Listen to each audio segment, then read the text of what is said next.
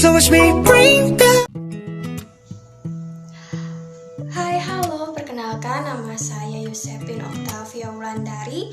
Saya mahasiswi dari Fakultas Ilmu Pendidikan, Program Studi Pendidikan Guru Anak Usia Dini semester 3 dengan nomor induk mahasiswa 18620500032 di Universitas Pancasakti Bekasi, Kampus D.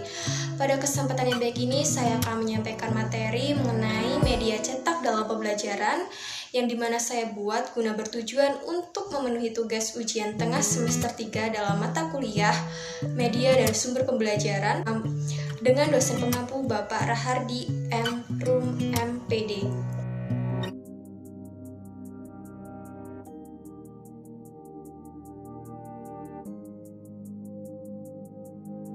Media cetak dalam pembelajaran. Media cetak. Media ialah wadah dari pesan yang oleh sumbernya ingin diteruskan kepada sasaran atau penerima pesan tersebut. Media dapat berupa televisi, radio, foto, gambar yang diproyeksikan, bahan-bahan cetakan, dan lain sebagainya. Media cetak. Media cetak adalah suatu media yang statis dan mengutamakan pesan-pesan visual. Media ini terdiri dari lembar dengan sejumlah kata, gambar, atau foto, dan dalam tata warna dan halaman putih, menurut Kasali pada bukunya tahun 2007.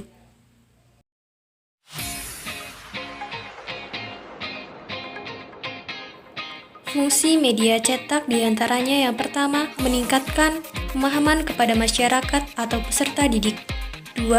Mempengaruhi pengetahuan, sikap, dan perilaku. 3. Kepada individu dan masyarakat, serta memberi pengaruh dalam perilaku. Media pembelajaran berbasis teks cetak atau printout adalah berbagai media penyampaian pesan pembelajaran di mana padanya terkandung teks atau bacaan dan ilustrasi-ilustrasi pendukungnya. Di sini untuk media cetak dalam pembelajaran saya akan menyampaikan tentang modul, handout, dan LKS. Modul ini merupakan salah satu unit program pembelajaran yang terencana dan didesain dalam bentuk print material guna membantu peserta didik dalam mencapai tujuan atau kompetensi. Modul berbeda dengan buku teks atau bahan tertulis lainnya yang sering digunakan dalam proses pembelajaran giat. Pembelajaran dengan modul memiliki ciri-ciri sebagai berikut. Yang pertama bersifat self-instructional, yaitu modul disusun sedemikian rupa agar peserta didik dapat memahaminya tanpa bantuan orang lain sedikit pun. Yang kedua utuh, self-contained, untuk seluruh materi pembelajaran dari satu unit kompetensi atau subkompetensi dipelajari terdapat di dalam satu modul. Yang ketiga yaitu berdiri sendiri, modul yang dikembangkan tidak bergantung pada media lain atau tidak harus digunakan bersama-sama dengan media lain. Yang keempat yaitu adaptif, di mana modul hendaknya memiliki daya adaptif yang tinggi terhadap perkembangan ilmu dan teknologi. Dan yang kelima yaitu akrab atau user-friendly, dengan pemakaian modul hendaknya digunakan bersifat umum serta mudah dimengerti. Media penyajian bahan pelajaran dan bahasa yang digunakan mampu membuat peserta didik semakin semangat dan termotivasi untuk belajar. Handout merupakan sebaran tertulis tentang materi pelajaran yang diedarkan kepada peserta didik secara cuma-cuma sebagai bahan penjelasan yang dapat berupa skema, diagram, rangkuman terbatas, maupun contoh-contoh perhitungan yang dapat memudahkan peserta didik tentang konsep yang diberikan kepada peserta didik sehingga dapat belajar dengan lebih efisien.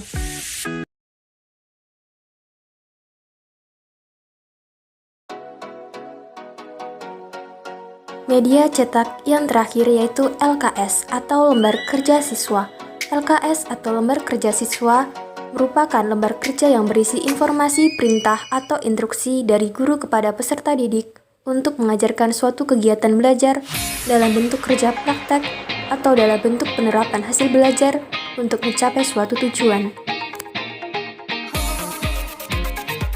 Keunggulan media cetak dalam pembelajaran dilihat dari sudut penggunaannya. Media cetak merupakan media yang paling mudah diperoleh dan lebih sederhana dibandingkan program komputer, dapat dipelajari dan dibaca di mana saja dan kapan saja, tidak perlu alat khusus dan mahal untuk memanfaatkannya.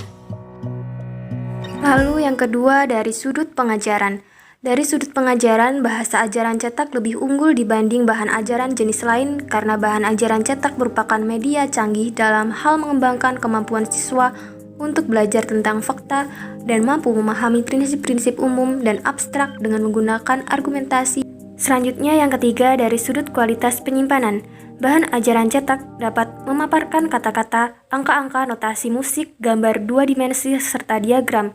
Jika biaya buku merupakan masalah, maka media cetak dapat dipresentasikan lengkap dengan ilustrasi yang berwarna. Kemudian yang keempat, dari segi ekonomi, bahan ajaran cetak relatif murah untuk diproduksi atau dibeli dan dapat digunakan berulang-ulang. Kini kita beralih ke kelemahan media cetak dalam pembelajaran. Yang pertama, tidak mampu mempresentasikan gerakan, pemaparan materi bersifat linier, tidak mampu mempresentasikan kejadian secara berurutan. Yang kedua, sulit memberikan bimbingan kepada pembaca yang mengalami kesulitan memahami bagian tertentu dari bahan ajaran tersebut. Yang ketiga, sulit memberikan umpan balik untuk pertanyaan yang diajukan yang memiliki banyak kemungkinan, jawaban atau pertanyaan yang membutuhkan jawaban yang lebih kompleks dan mendalam. Yang keempat, tidak dapat mengakomodasikan siswa dengan kemampuan baca terbatas karena bahan ajaran cetak tulis pada tingkat baca tertentu. 5. Memerlukan pengetahuan persyaratan agar siswa dapat memahami materi yang dijelaskan. Demikian yang bisa saya sampaikan, kurang lebihnya mohon maaf, semoga bermanfaat. Terima kasih.